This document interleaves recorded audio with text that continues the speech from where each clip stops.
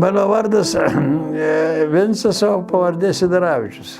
Brolis buvo susidėjęs su partizanais ir, supranti, jį suraštavo ir sykiu mane paėmė. Ir išlaikė 7 mėnesius. Mušt labai gavau daug. Ko parsiveždavo į NGB. In šitą tai šičia muždavo, kalėjime nemuždavo.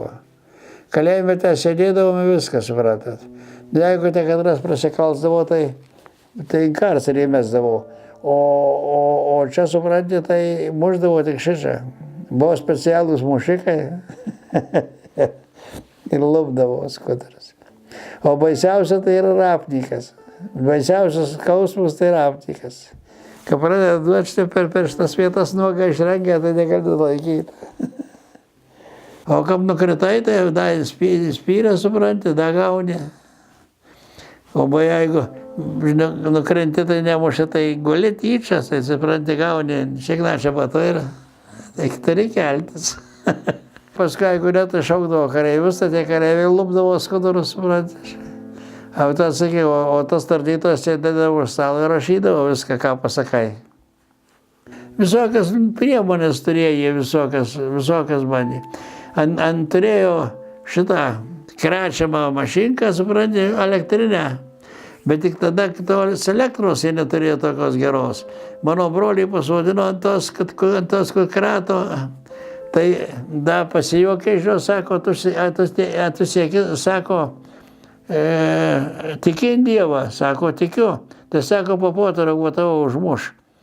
Na ir paskui teka, tai kratytas, bet jį mažai kratytė, tas po karo tos elektros negaudavo ir jį teka, tai nekratė daug. Na, ja. O ten jie sodydavo į tą tokį kėdę, supranti, kurio elektrinė. Daugiausia tai muždavo kumštį. Kalėjimo gyvenimas buvo baisus.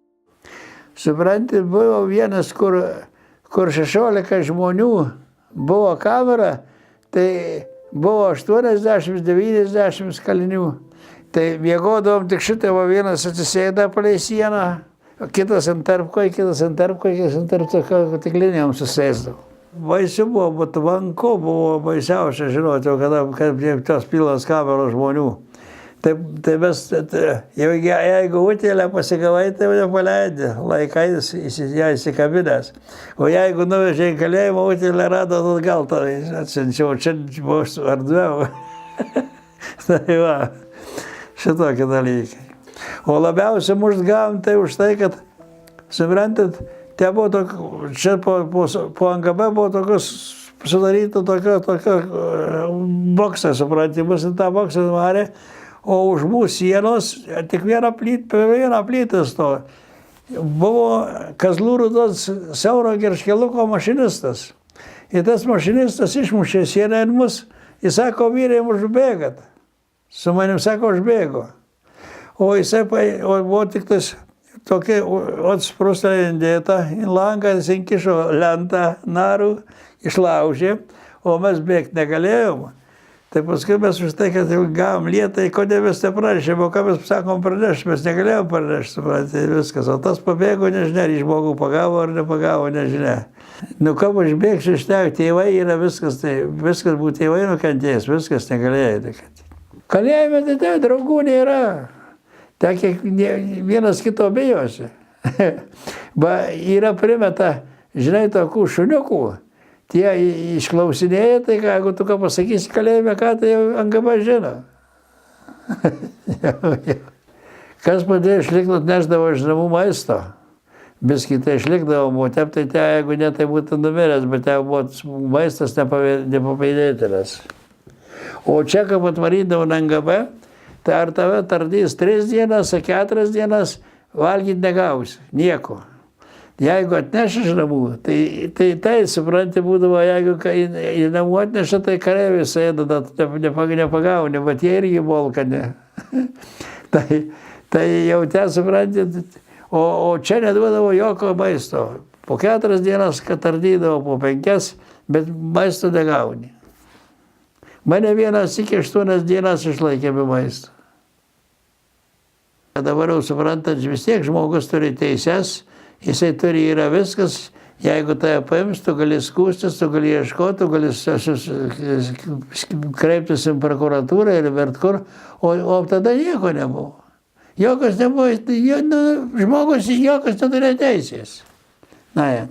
Į tie rusai nabagai tuos kareivius pasodydavo, tai jie, žinau, į kalėjimą niekas nepasakys, už ką tu sėdė. Ne vienas nepasakys, kad aš sėdžiu už tą ar už tą. Kareivių sėdėdavo rusų, suprantate. Tai teisė ar kokį žodį pasakė, ar ką, suprantate, yra. Jeigu pasakė Stalinas durnas, tai 10 metų.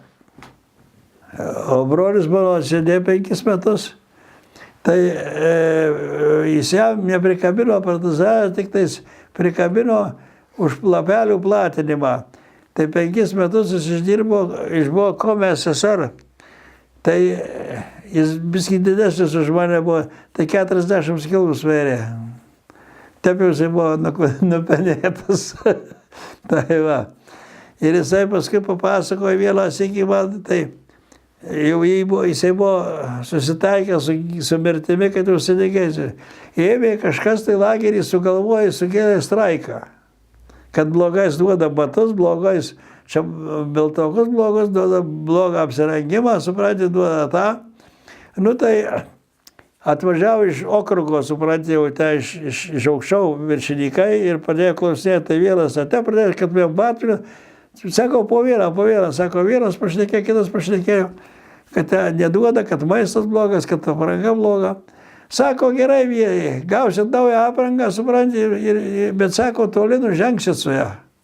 Ir sako, ir išvažiauti jie. Sako, už kokių 3 dienų atvežame naujas vatopkes, naujus veltokus, suprantate, žinai, naujus viską, suprantate. Ir galvojam, sako, o kas čia taip davo, kad mes jau laimėjom, jie, žinai, galvoja, kad jau čia viską gavo, tai gerą, tai laimėjom. O paskui dar už 3 ir nevaro į darbą, už 3 dienų jos įtraukinį ir pašal. Tai nuvežė į tokią vietą, kur amžinas įšalas, tik per spatą atšyla vasarą, o amžinas įšalas. Ir ant gryno lauko tik tas buvo pastatytas, suprantate, šitas tokias pašūrė ir statyti naują lagerį. Visą pradėjo statyti. Tai suprantate, blatnekai paėmė, uždegė tą pašiūrą ir viskas. Tai kaip uždegė pašiūrą, tai gult visiems ant žemės ir iš garvežio vandenį, suprantate, o gesyt. Tai paskui, kaip jau o katras kėlėsi, tas šovė, tas nusišovė, o paskui, suprantate, kaip reikėjo keltis, jau neatsikėlė nei vienas, bet visi buvo prišalę.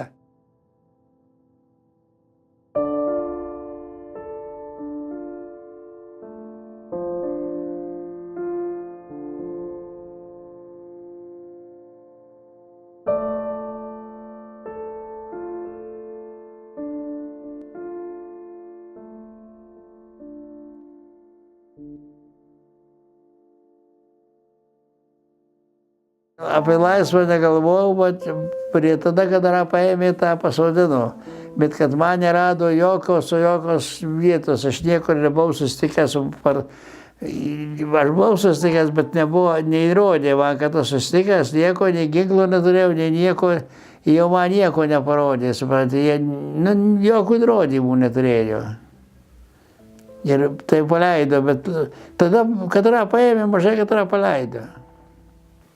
O kada mane paleido iš šitos, iš NGB, tai jie norėjo padaryti mane slapuku, kad aš jiems žinias duočiau. Tai jie mane vis šaukdavo, aš turėdavau ateiti mėnesį 2 sykius į Marijampolę. Ir jie vis klausinėdavo, ar tu nematei banditų, ar tu matei banditus, ar nematei. O aš jau buvau, žinau, įsimokinęs, kad jeigu jiem pasakysiu žodį, tai paskui 10 klausiu. Tai aš geriausia, kad nemačiau, nežinau, viskas suprantate, žinai. Antras dalykas, tada tu partizanai, tai partizanai gali sužinoti, tada nušauks. Buvo ryšiai visokie. Nuo žmonijos už paslaptį užsidengt sunku. Visgi čia buvo Marijampolė žmonių, viską matydavo, viską darydavo, viską sudego ir praneždavo partizanam. O partizanuose buvo iš davikų praneždavo saugumo. ir jie turėjo ir bendrus ryšius, supranti, būtų bloga. Aš su vienu partizanu šnekėjau, tai jį pagavo, tai jisai, supranti, sako, aš sakau, tu labai mušt gavai. Ne, sako, aš negavau, kodėl? Kad sako, angabistai apie mane daugiau žino, negu aš apie save.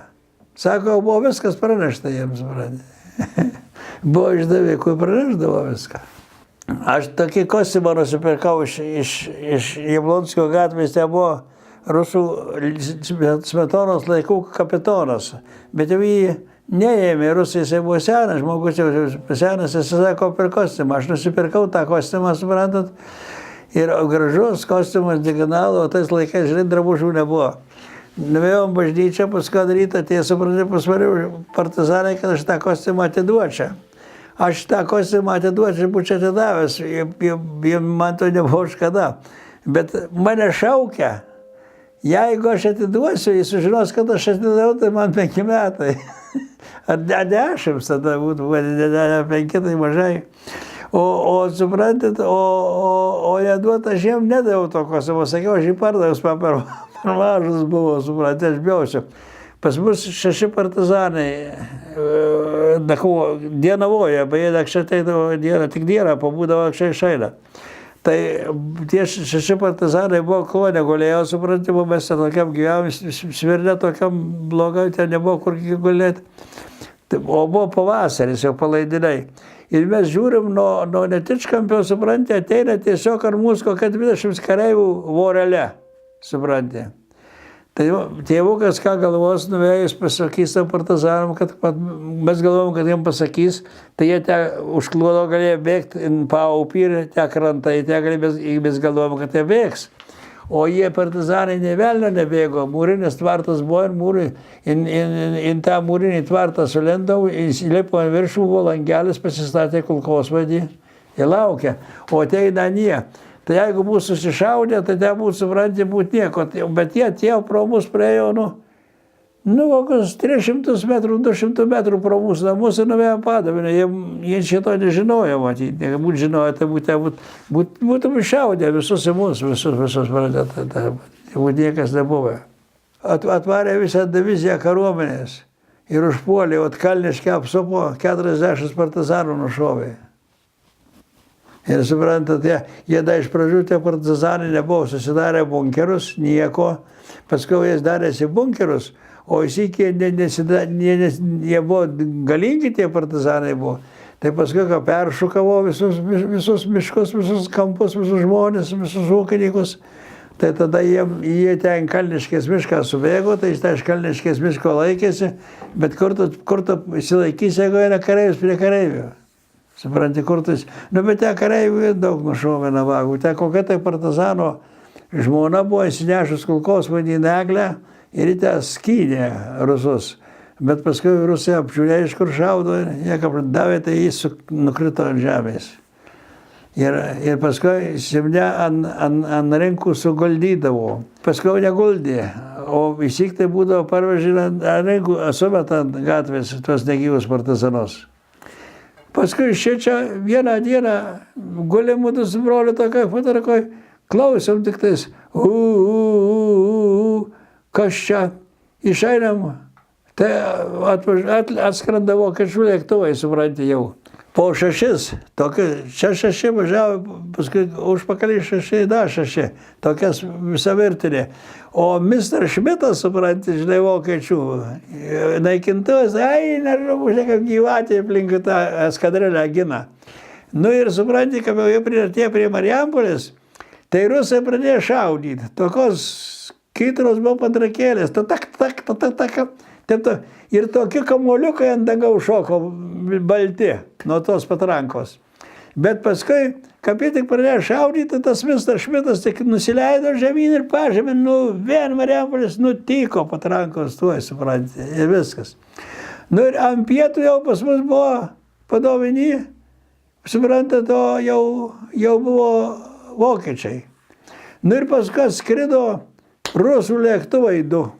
Tokie maniežai, tokie Tai tas Mr. Šmitas, iš kur jis atsirado, atlėkė, tik dengė vyram, tai tas vienas nukrito Jurgė žiūros už Kalvarijos, apsuko kitą, jie kitam tikės panosupį nukrito.